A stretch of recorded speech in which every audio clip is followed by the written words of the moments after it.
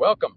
Whether you're in Asia, California, the East Coast, Mexico, it's good to have you here. Thank you for your interest. We've got a show today that I'm very excited about.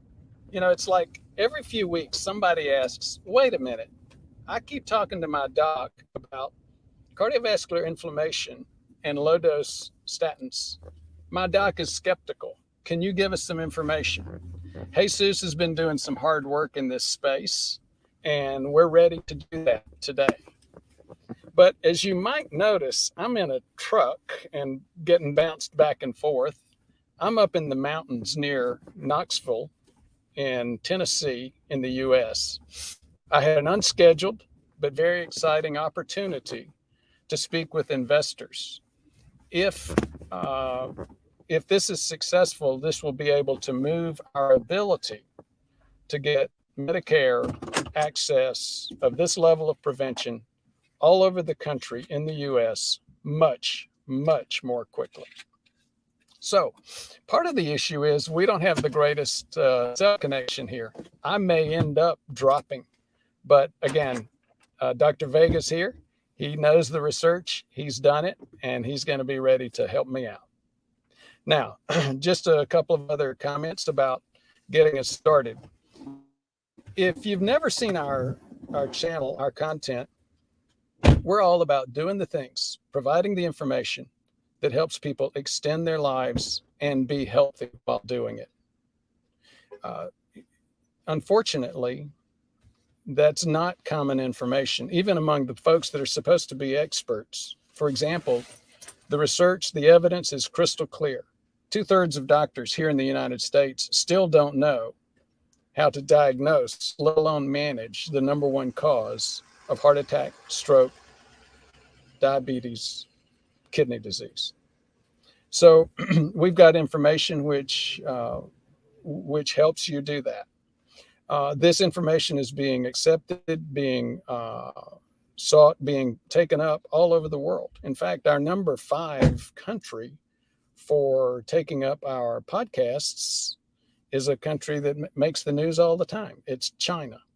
Now, like me, you may have a lot of disagreements with the Chinese government, but the Chinese people are great, and they need to have, people everywhere, no matter what their political perspectives, need to have and deserve to have good health preserving information. And that's what this is all about.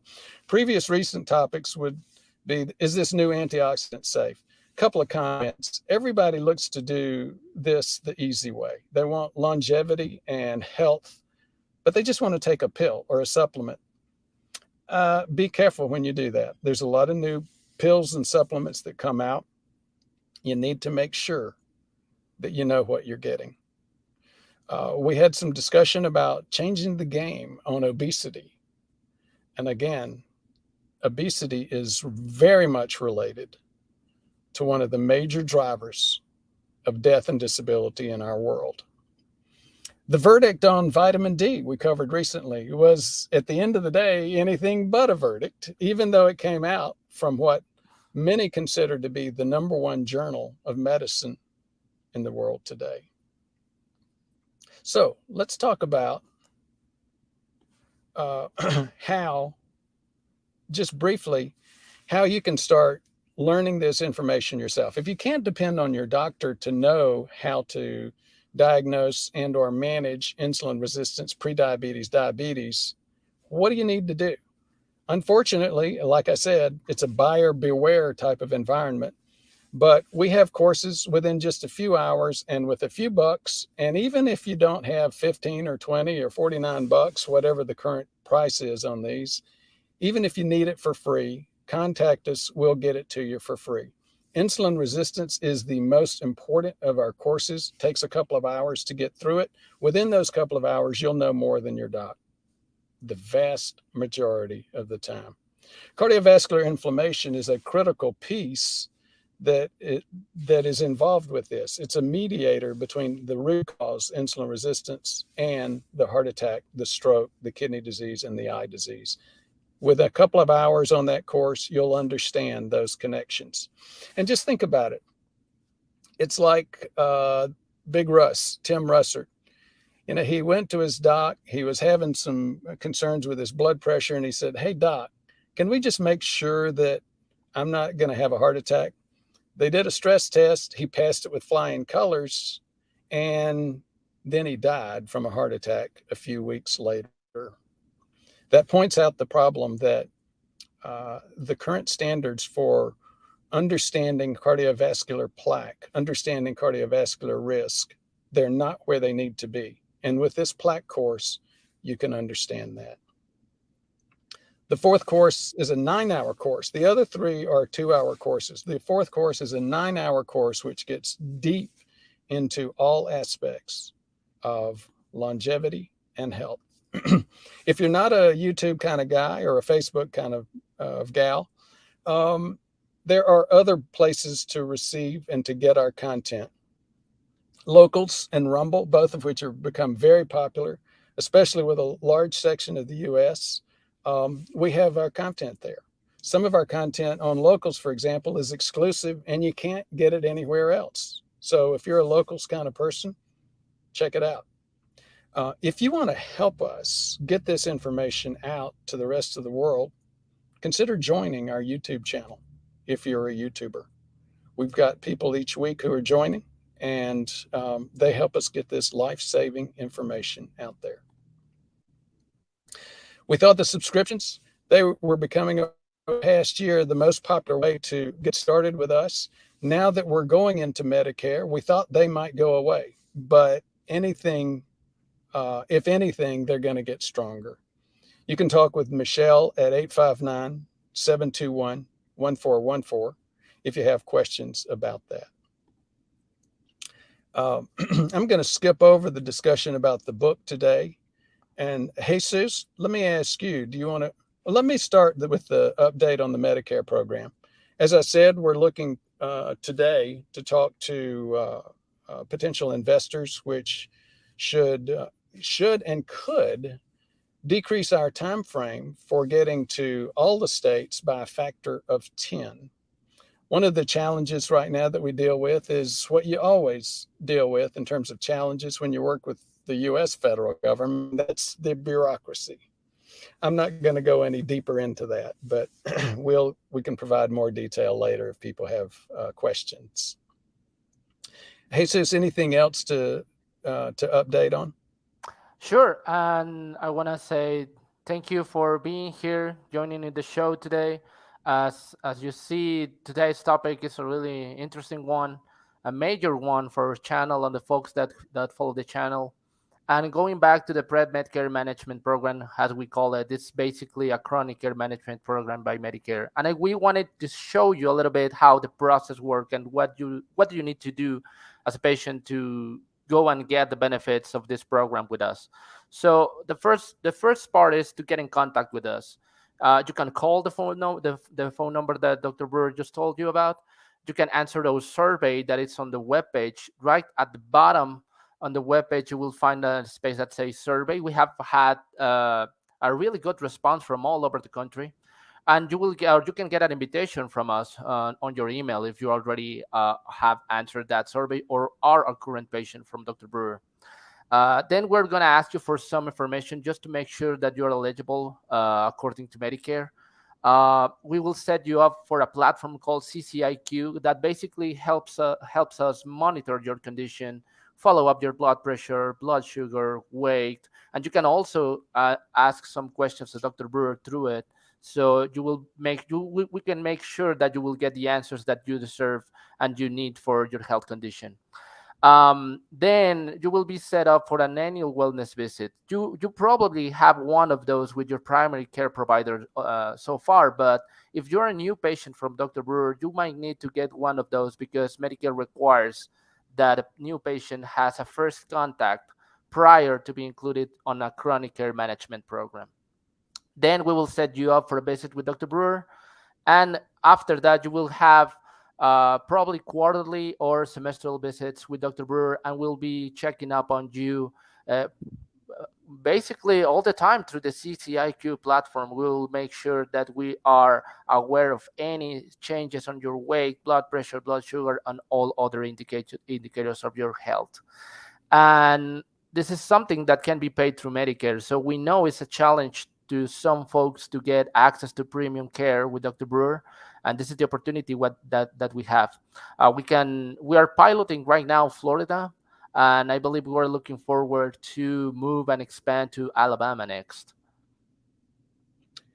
That may go to Tennessee, given some developments we made this morning. So, again, a lot of exciting stuff going in that area. Speaking of exciting stuff, I'm a Southern boy. I'm from the Southeast U.S., South Carolina, and one of the favorite dishes in South Carolina and the Southeast is fried chicken.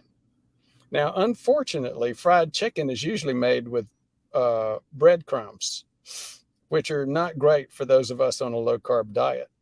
So as we get more of a custom of providing a little bit of diet-related and food-related content, Jesus and I are starting to provide a slide or two on the intro section. Have you tried pork panko fried chicken? If you're a fried chicken fan like me, you get very, very close to that good old home taste that I had not had in years. And guess what? It's 0 carbs. So think about that. Now, just want to make a couple of comments about blood pressure and CIMT, and then get into the content for today. At that point, I'm going to have to hand some of this over to Dr. Vega. So in terms of blood pressure and CIMT, one of the questions is it all inflammation? Is it all blood sugar? Is it all insulin that causes plaque? Or does blood pressure alone actually even impact it? And this was a great study. I think Jesus found this, and it was looking at CIMT thickness independently of type 2 diabetes as a predisposition in minority children. What they did was they took a look at, it was in Diabetes Care this year. They took a look at 209 children between ages 8 and 17. They looked at blood pressure, total cholesterol, HDL cholesterol, LDL cholesterol, and triglycerides. Obviously, it's not well enough understood to have a deep look at cardiovascular inflammation, which is what we would have added if we were doing that study. They also performed a CIMT, and here's what they found. Higher systolic blood pressure was associated with greater CIMT thickness. So bottom line, blood pressure matters. High density cholesterol, LDL cholesterol, triglycerides, diastolic blood pressure were not associated with CIMT. And there were no differences in groups with or without diabetes or history of diabetes or gestational diabetes in their mothers. So again, this doesn't mean diabetes is unimportant. Diabetes at the end of the day and insulin resistance are by far the most important problem. But what it does mean is that blood pressure is important too. Now, Gilbert, if you'll give us the water ball, we'll get into low-dose statins for cardiovascular inflammation.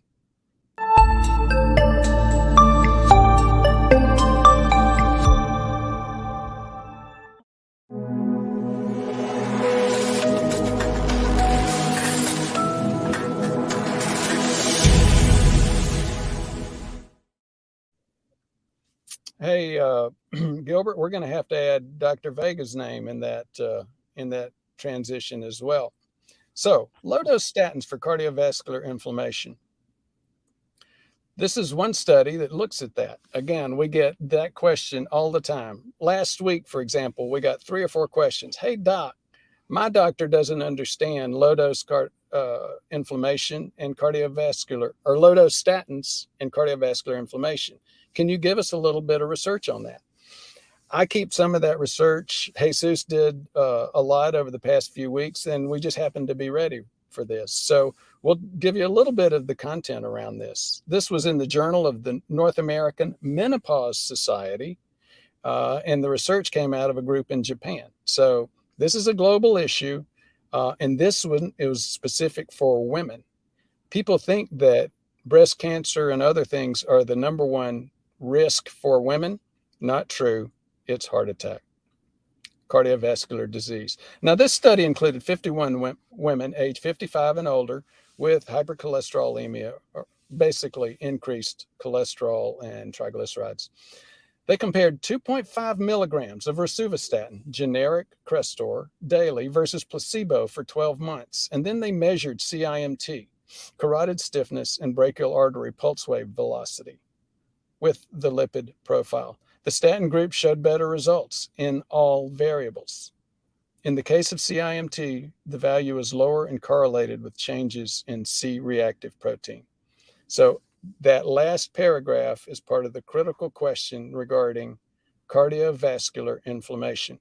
Again, other researchers don't go deeply enough in terms of looking at the entire panel, including MPO, plaque-2, some of the other components, but they do look at CRP, and as you see here, it is a big deal in terms of low-dose statins. Here's another one, Journal of the International Medical Research, also from Japan. 49 patients were included in this study. And just a comment, this was in 2014. We've been saying this about cardiovascular inflammation for years. In fact, there's a fellow named Paul Ridker who's still doing research out of Harvard, who's been saying this since the early 2000s. I don't think any of the studies today are Ridker studies, but again, if you have an interest in this space, look up Paul Ridker, Gavin Blake, Gavin Blake, and again, tons of more research about cardiovascular inflammation and risk, cardiovascular risk, things like the COMPASS trial, COMPASS. And back to this one, though, back to the story for today, the articles for today, the evidence for today. This was Journal of International Medical Research, 49 patients. They evaluated rosuvastatin, 2.5 milligrams or 5 milligrams to increase HDL, decrease triglycerides, and LDL cholesterol in subjects previously taking lipid-lowering agents or no previous treatment. Statistically significant improvements were observed in total cholesterol, LDL, LDL-C, HDL-C, non-HDL-C, and there was not a difference in triglyceride levels. Pleiotropics. Remember we talked about that term? Pleo related to the Pleiades. In other words, the many sisters, the seven sisters. A pleiotropic effect is an effect that you didn't think about when you started using that medication. And that's exactly what's going on here. Originally, statins were thought really to just impact lipids, cholesterol. And then we found out, no, there's something else. There's a pleiotropic effect, and it's the impact on cardiovascular inflammation. This was in Progress in Lipid Research 2021, an international group from Iran, Australia, Italy, Poland, 132 articles they reviewed with the impact of pitavastatin on lipids and inflammation. Pitavastatin, Livalo, Pivasta, Zipatamag, all of those, one of the two statins that we tend to use. Crestor or rosuvastatin, generic Crestor being one, and pitavastatin being the other. Pitavastatin lowered the LDL levels better than atorvastatin. It reduced non-HDL cholesterol and ApoB. Remember, there's a big current trend in looking at ApoB. We had content on that. We covered that recently. And my point was, ApoB is important, but there's more of a fad than there is critical understanding of ApoB. But anyhow, back to the script. This reduced non-HDL cholesterol and ApoB independently of weight. It decreased IL-6, one of the other cardiovascular inflammation markers, interleukin-6, C-reactive protein, homocysteine, which we've talked about many times in terms of cardiovascular inflammation, and risk. It also ended up improving asthma, osteoarthritis, cancer, neurologic issues, hepatic and renal disorders, mainly through anti-inflammatory mechanisms. So again, we're talking about low-dose statins and anti-inflammatory impact. Pharmacological Research 2018, again, another international group from Iran, Canada, and the Netherlands. 113 articles exploring the effects of statins in patients with metabolic syndrome, prediabetes, insulin resistance. They were included in this study. The use of statins significantly decreased C-reactive protein and other cardiovascular inflammation markers like alpha TNF, IL-6, IL-1. Statins may also increase nitric oxide. They're involved in other molecular mechanisms, thereby decreasing inflammation. So again, I am late. I have to go to the event where we're looking at getting some increased funding and maybe putting some jet fuel behind the project for providing access to this kind of prevention on a Medicare budget. I'm going to, if you'll get us into Q&A, Gilbert, then I will hand it over to you, Jesus. And thank you for your...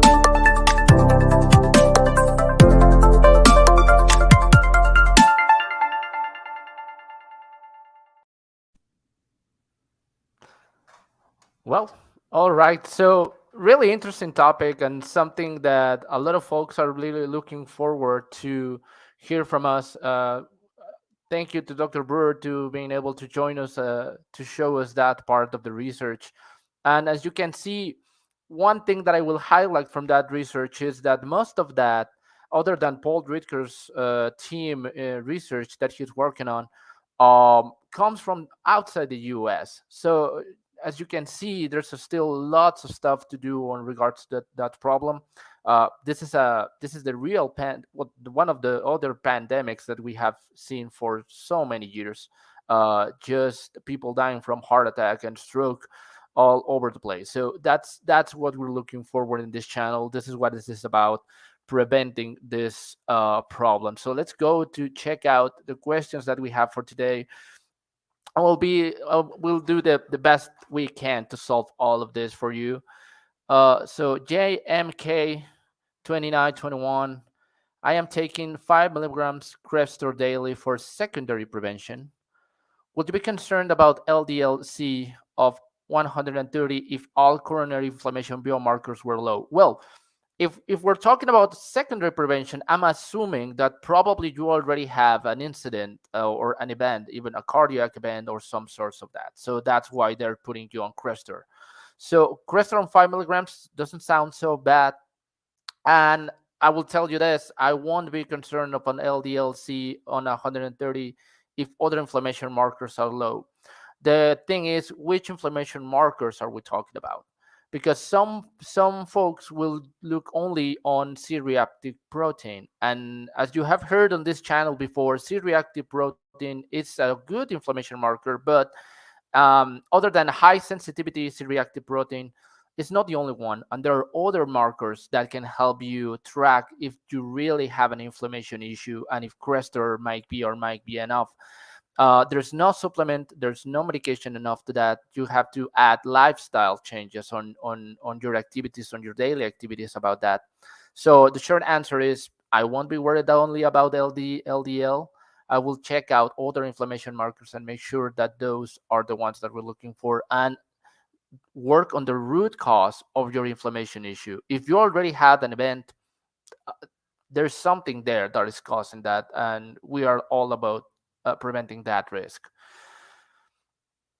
Leo Acapulco, good morning, Dr. Brewer. What would be the equivalent of simvastatin 20 to pitavastatin to improve insulin resistance? Sadly, niacin altered the ALT, amino transferase from the liver. So that's an effect that you can find on niacin.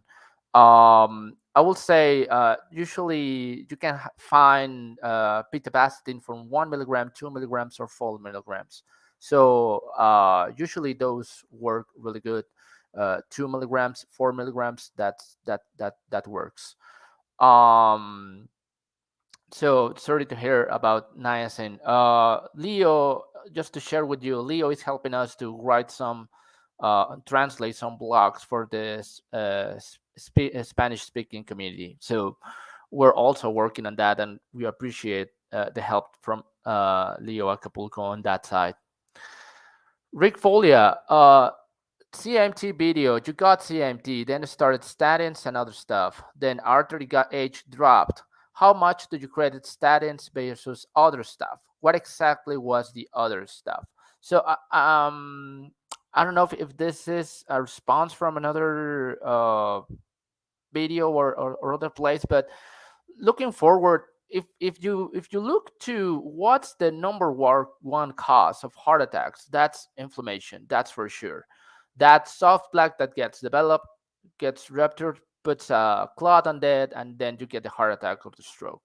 So when looking at CIMT, artery age is probably not the one thing that you want to focus on. You want to focus on how big is that plaque, and most important than that, what kind of plaque is it? If it is soft plaque, and if after starting a statins and you measure again the CMT, you get a benefit on that.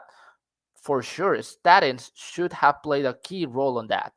But other stuff means lifestyle changes. And I will say that those are the most important ones. You can use the low dose statins all day, well, every day, and not missing one of your doses. But if you are not watching what you eat, if you are not exercising, especially trying some HIIT training, which is the most effective one with this, when we're looking at the goal of reducing risk, uh, statins might not work. So this is something that needs to be tackled from all from different perspectives and sides to be solved.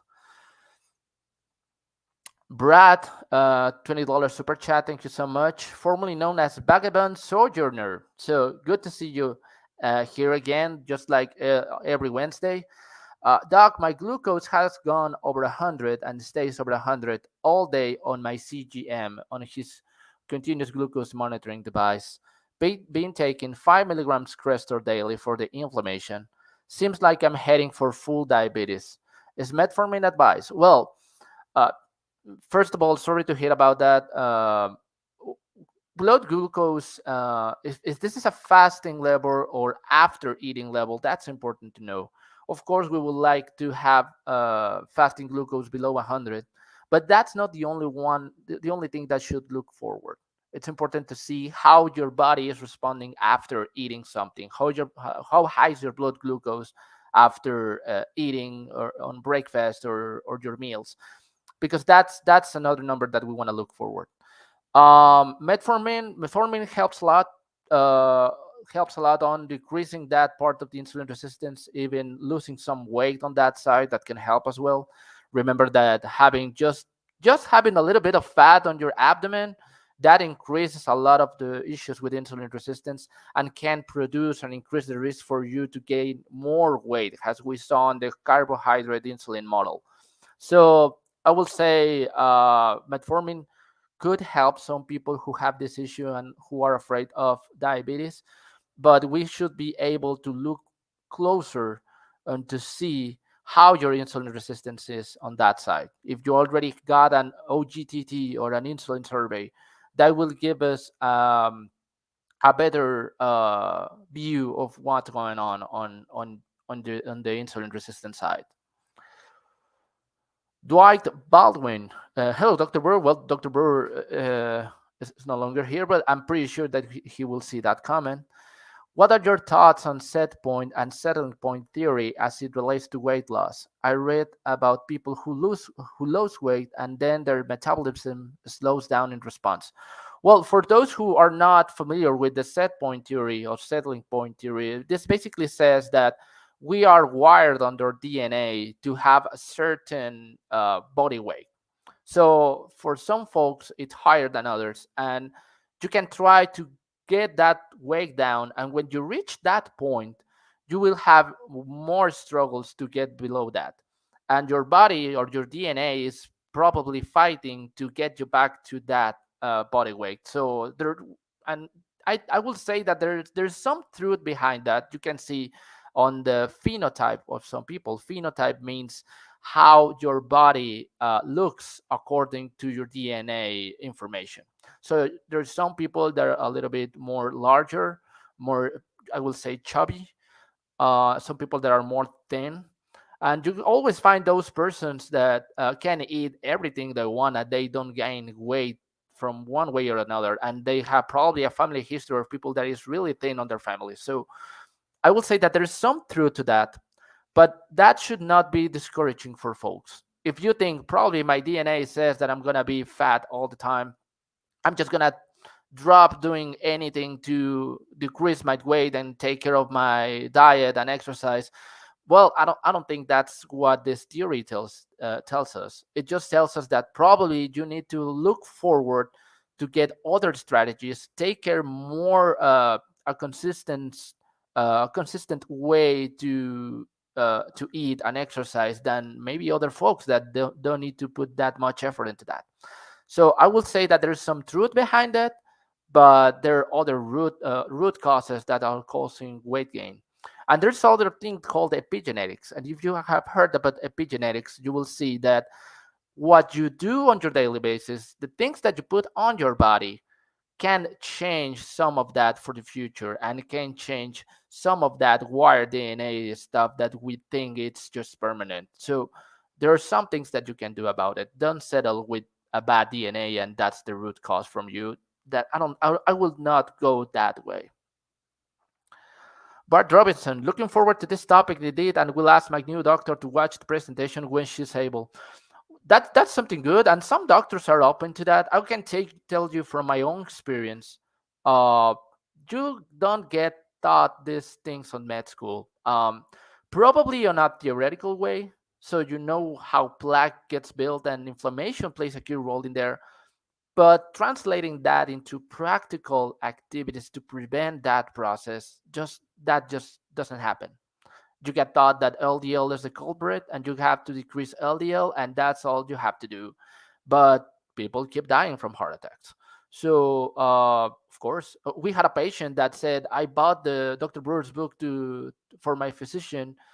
I sent it to him, and he didn't even read it. So that's something that happens as well. AT himself, thumbs up. Yes, please, if you can, hit the like button. That way we can go and be on the main page for other folks who might get benefit from this life-saving information. It's free. Just click the like button. Give us a thumbs up. All of that helps us a lot. Bart Robinson, what are considered normal ranges for LPA? Mine was 68 6 years ago on an NMR lipid panel and a 500 calcium score, 5 milligrams Crestor. Should I get another profile ever? Well, let me tell you, usually we ask for inflammation panels every 4 months, at least every 6 months, depending on how the status is.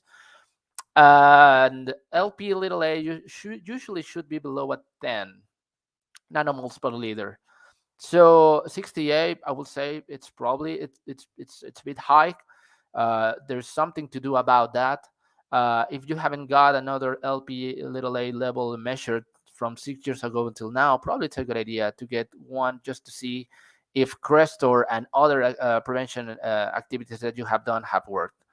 Calcium score on the other side, remember, calcium score helps to determine if there is some cardiovascular risk. It doesn't measure soft plaque directly. So when you have a 500 calcium score, you can say, okay, there's calcium on my arteries, where that calcium came from. And usually that calcium came from plaque that is getting stabilized. So if you have a 500 calcium score right now, that means that probably you have soft plaque as well building over there. We don't know how much plaque do you have right now. If you get a new calcium score, hoping that you will see decreased levels after that, probably you have to think again, because if you are doing the right thing, probably that calcium score is going to get higher because you will get more calcium, more stabilized plaque. And that's not necessarily a bad thing. Just a couple of patients from Dr. Brewer have seen that calcium score dropped after doing the right thing. So it's not uncommon to start with a low calcium score or moderate to high calcium score, and then see that increased a few years later while doing the right thing. So calcium score, a good resource to do at the beginning, not probably not a good thing to use as a follow-up to see the status of your plaque. Terry Godinez, do statins cause Alzheimer's? Well, the research that I have seen so far point the other way around. So we didn't talk about these benefit from statins, but these pleiotropic effects that you saw in the presentation with Dr. Brewer a few minutes back, one of those include preventing Alzheimer's disease. And we have touched this point before. Alzheimer's has even been called type 3 diabetes, and that's because there is something called neurological insulin resistance. So that's probably the root cause from Alzheimer's as well on more than 90% of cases. Insulin, it plays a key role for some of the memory retaining process in the brain. So we have found out that working with statins, reducing that inflammation, that can help also prevent these mental disorders, including Alzheimer's. So I will say that it's the other way around. Bart Robinson, is pitavastatin the American generic version of Livalo? Is Epidamac a different generic? I would like to switch, but my insurance won't cover Livalo. Well, pitavastatin is the name of the substance in there, the name of the medication. Um, uh, Probably you in the future you will see generics with only the name pitavastatin. I haven't seen those. Epidamac is basically another brand, but you can think of it as the same medication.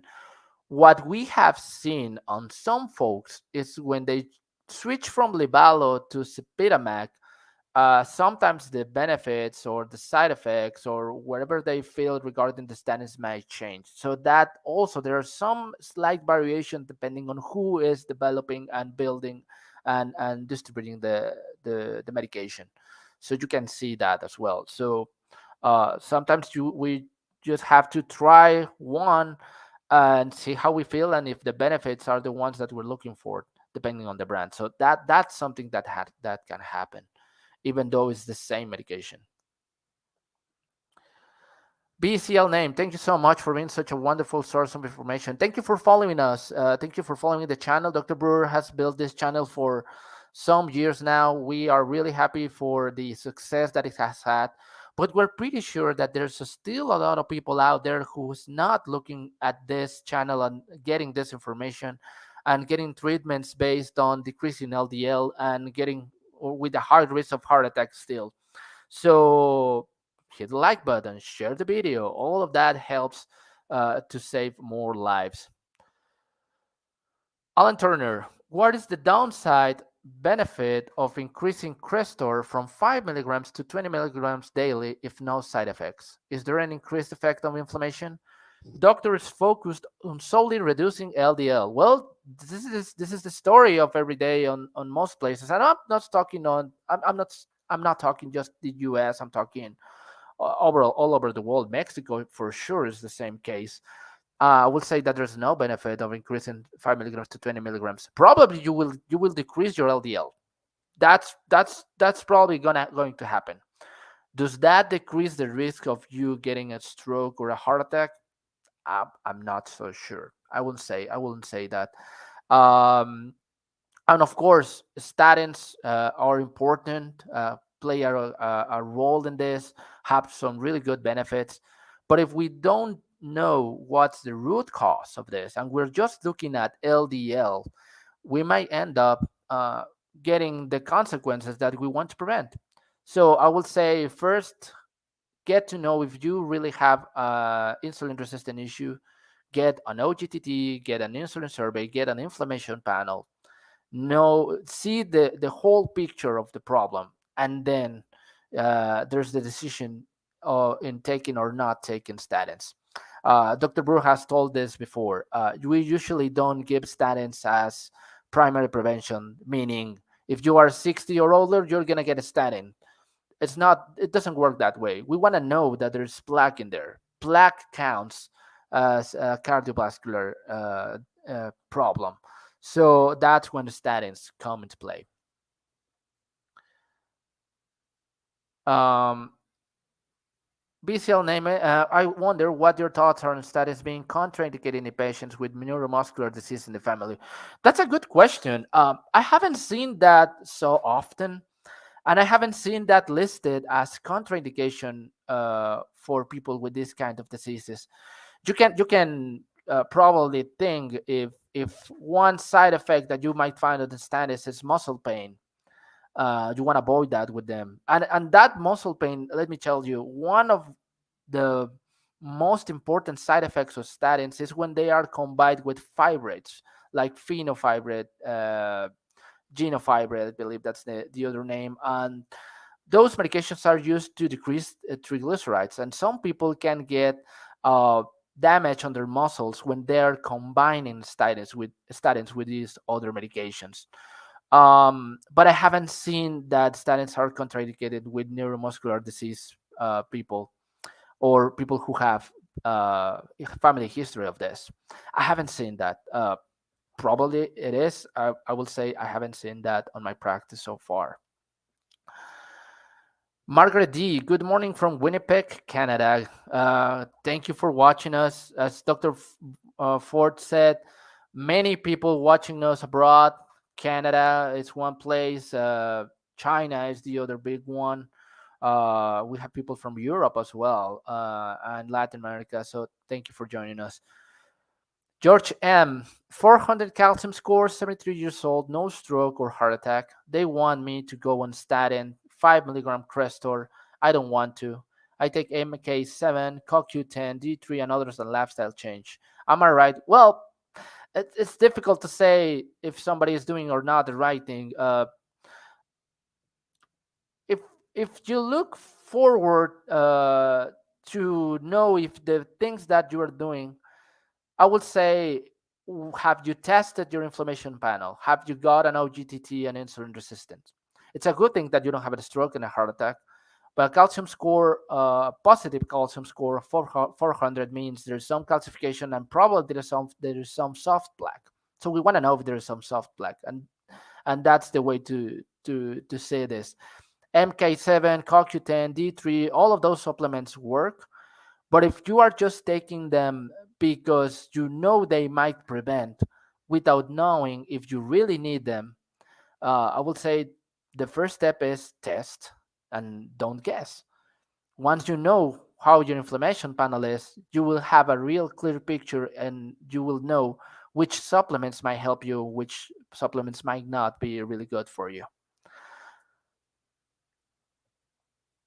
Alan Turner, what is the current thinking concerning supplementing 5 milligram Crestor with niacin to lower LDL? Well, as you have seen so far, probably, if you are taking Crestor and niacin to decrease your LDL, I think that's the first thing that we want to take a look at. Crestor and niacin are usually taken for other goals, decreasing inflammation and decreasing some of the root causes, like LP little a. So I will say, maybe it's not a good idea to take Crestor and niacin to decrease LDL. It's a good idea to take them knowing that you need them, because you have a root cause that can be uh, in part solved by taking them. Nothing, no supplement, no medication can solve a lifestyle issue. That's for sure. So whenever we're taking a medication or a supplement, first question that we have to make to ourselves is, why am I taking this? Do I have a issue that will be solved by this, or I'm just taking it because I think it's going to help me? Margaret D, will lowering inflammation and or LDL reduce risk from LP little a? I haven't seen that. Of course, on the physiopathological mechanisms, meaning how the disease gets progresses and how plaque is built, both of them play a role. But if you are trying to find out if LP little a it's gonna get um, decreased because you decrease your LDL levels, I don't think that's the way to go. I mean, we can measure LP little a, so of course you can always measure LDL as well. But I will not base decrease in LDL as the marker to know if LP little a is low as well. I will say measure them separately. Don Stewart, how do I take medicine that requires taking with food while fasting? So that's a really good question, and I don't get that so often. Probably Dr. Brewer have seen this before, and I'm not sure there's a way to completely fast without taking medications. With while taking medications that require food intake, and some part of that is because some medications require food to increase absorption or decrease the risk of side effects such as stomach pain or damage to the inner layer of the gastrointestinal tract. So I will say this is a really hard one. Probably what I will say is if your medication has to be taken daily, your fasting timing will be 24 hours. And also if you can just follow the recommendation from the medication and see what type of food do you have to take with the medication, and probably just reducing the amount of carbs that you take with that's going to help as well. JMK 21 29 22 21. This is an extremely timely topic. Thank you and your staff for so much for today's presentation. Thank you for being here. Thank you for following the channel. I hope this is being useful so far for you as well. Candace, good morning. What do you think about adjustments in studies? Where do you see a problem with this method? So I'm assuming that you talk about um, when there are when you're making a study, you know that there are a lot of factors that get involved on the result. So from one side, just like we saw on the beginning of the short topic from today, you saw they were trying to see the correlation between high blood pressure and CIMT. And you can say, well, how do I really know that blood pressure is the culprit and not other stuff? So you have something that we call other variables, and those are age and weight and probably diabetes, as we saw that, and according to their diagnostic criteria for diabetes.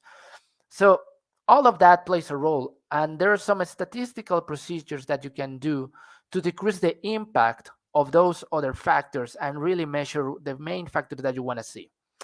So that's something that they do on a statistical way. It helps. It is important because sometimes that's the only way to get around those factors. The other way is which type of persons are you including of the study? What characteristics does that people have? And sometimes find people who don't have other risk factors other than the one they're looking for is really hard.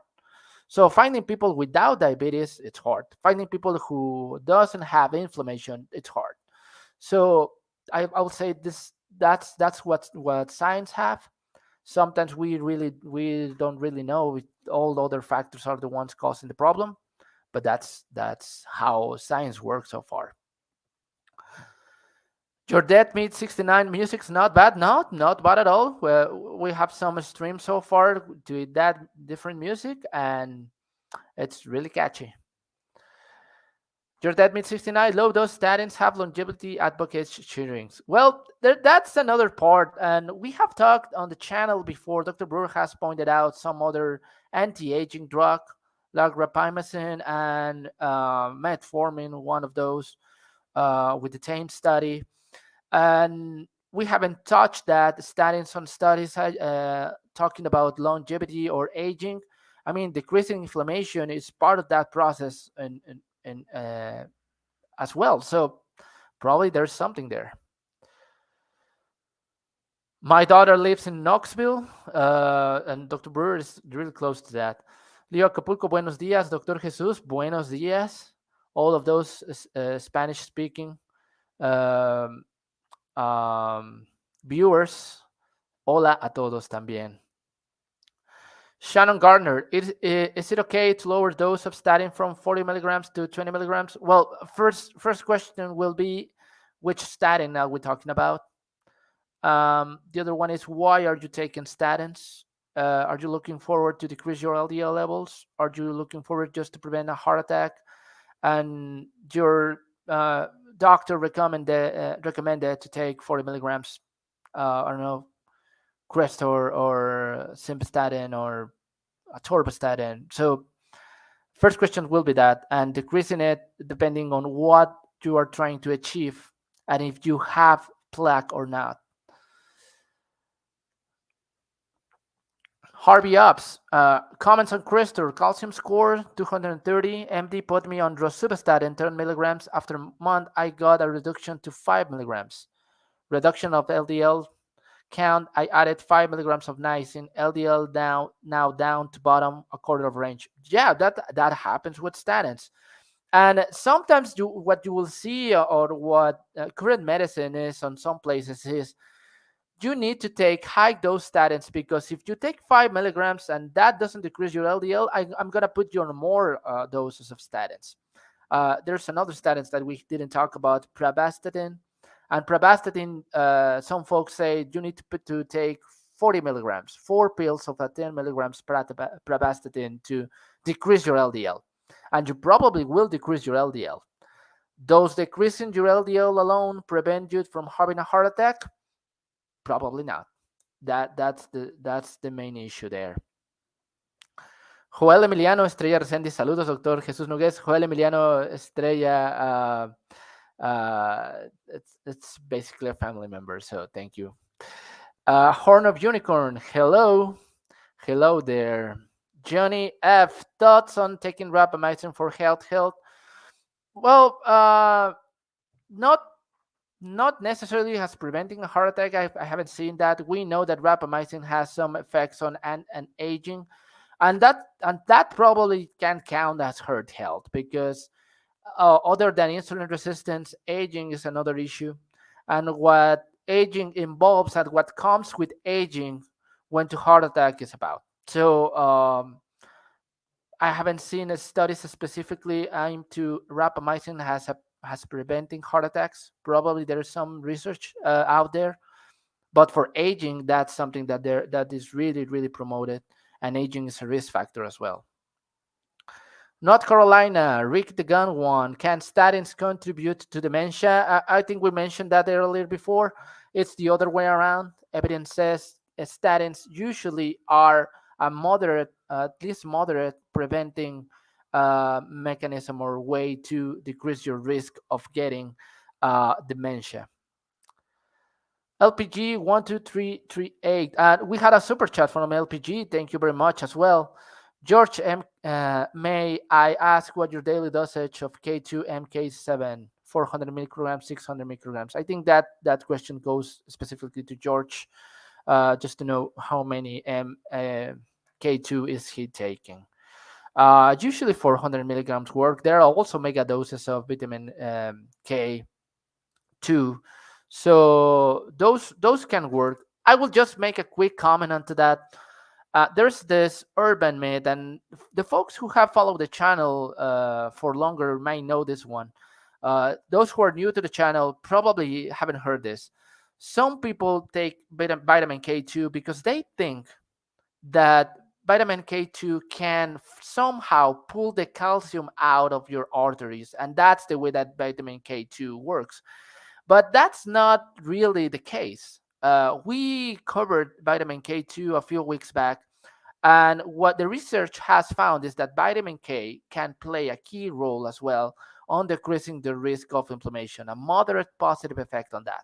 So that's probably the way that vitamin K2 is really working. Not taking calcium out of your arteries, more like decreasing the mechanism for insulin resistance and thus decreasing inflammation. So that's probably the way that this is working actually.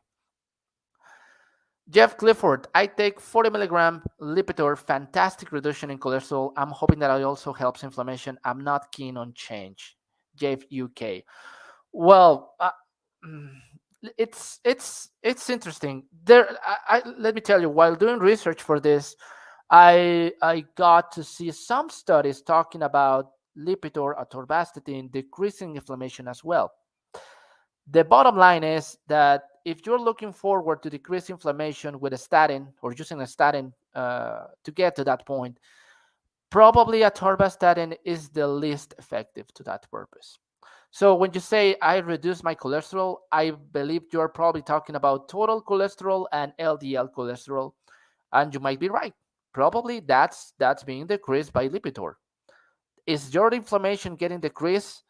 You're hoping that happens, but I will say maybe it's a better idea to measure that inflammation and make sure if that's happening, and just remembering that you might have to do some other stuff other than just taking Lipitor to get that. And a lot of us are not really um, we are hesitant to changing lifestyle, changing medication, changing the way that we do things. It's hard. You get into a process of not wanting to do stuff because of fear of change, and that's real. B Bradford 1. If you are on a low dose Crestor 5 milligrams daily, should you measure your CoQ10, and if so, how? Well, I on the current standard inflammation panel, I don't think CoQ10 or ubiquinol are part of those measurements. Um, I haven't seen an interaction between Crestor and CoQ10. Both have some role on inflammation. So I don't think measuring CoQ10 is something that we'll do every day. I think there are other inflammation markers that out there that are more important to keep track of. Robert Hanula, I hope I pronounced that correctly. Did you take Canadian patients? Yes. Dr. Brewer has multiple patients in Canada. So, Gilbert, if you can show us the phone number, please. You can call there and ask Michelle to help you to get enrolled as a patient from Dr. Brewer. You can always go to prevmedhealth.com. You will see which options of getting care from Dr. Brewer you will find. And yes, he has patients all over the place, all over the world. Liz, my carpal tunnel syndrome shows up on statins, even just 5 milligrams a day of Crestor. Any thoughts to fix this? I have to sleep in double wrist braces to keep from tolerating numb hands. Let me tell you, I am a general practitioner, a specialist in preventive and occupational medicine in Mexico. So carpal tunnel syndrome is something that I have seen a lot of my practice. Few cases I have seen associated with statins, but that's the way that works also with muscle pain. So this is a real thing that might be happening. Um, with different statins, even though the mechanism is the same, might vary on the side effects. So that's other thing to go to. See if that statin is the one causing that, is the brand, is the type of statins. Sometimes switching statins helps. So and the other thing is, why are you taking the statin as well? If you don't need a statin that is causing you uh, increased pain on your carpal tunnel syndrome, maybe quitting the statin if you don't need it might help. So it's not an easy question to answer on a YouTube broadcast. This will require an evaluation by your physician to find out which other options you have. There are options to that, of course. If somebody else from you has carpal tunnel syndrome, that's one of the worst pains that you can feel. And having to sleep with braces, it's also uncomfortable. So I will say that on that regard. Any suggestions where I can get CIMT tests in Eastern Pennsylvania? Well, we work with a company called Cardio Risk. So if you look forward for them, Cardio Risk do really good quality CIMTs, and they're not in all the country, but I believe they might be on Pennsylvania. And sometimes they have some events here and there. I think this month they had an event on Atlanta, Georgia. So I would say try to contact Cardio Risk. I don't believe we have the phone number here, but Cardio Risk are the ones that we usually ask for CIMT for our patients. Bart Robinson, there's a simple blood test for CoQ10. I'm not aware of that. Probably Dr. Brewer is. But again, I don't know if measuring CoQ10 is what we want to do on a daily basis. Of course, if you're looking for toxicity of CoQ10, if you're taking too much and we're worried about that, probably it is. But I will say that it's not a test that we do like commonly. I think we're really close to concluding the broadcast, so I will try to answer at least a couple of questions more. Tom Burney, I and hearing disability. Can't use a computer or phone reliable for podcasts or data exchange. List of docs, MDDO certified in PrevMed in Philadelphia, PA. Well, if you're looking for a list of doctors certified in prevention medicine in Philadelphia, I'm sorry, I don't think I have that on hand. Of course, you can call us if you want, and we'll see if we have something for you. But I don't think so. We're basically a telemedicine, prevention medicine company. I'm afraid I don't know if probably Michelle, Dr. Brewer knows someone over there. Tom Chanel, a stress echo test. I experienced the first standard of care change by my cardio doc in 22 years. He finally stopped doing annual stress echo, but still LDL focus. Well, baby steps, I will say, right? We didn't mention that before, I believe, but getting a stress test, getting an echo stress test, somehow usually leads to getting a stent, going to the angio lab and getting a stent to prevent a heart attack. And the truth is, that's 90% of cases, and it doesn't work, unfortunately, because you can have a stent. But if you still have inflammation over there, you will build plaque again, and the stent won't work at the end. Stents can be life-saving when you have a heart attack already. Those can save your life, of course. But when you're getting a stent for a prevention as a prevention measurement, I don't think that's gonna work too much. So that's a good thing to hear.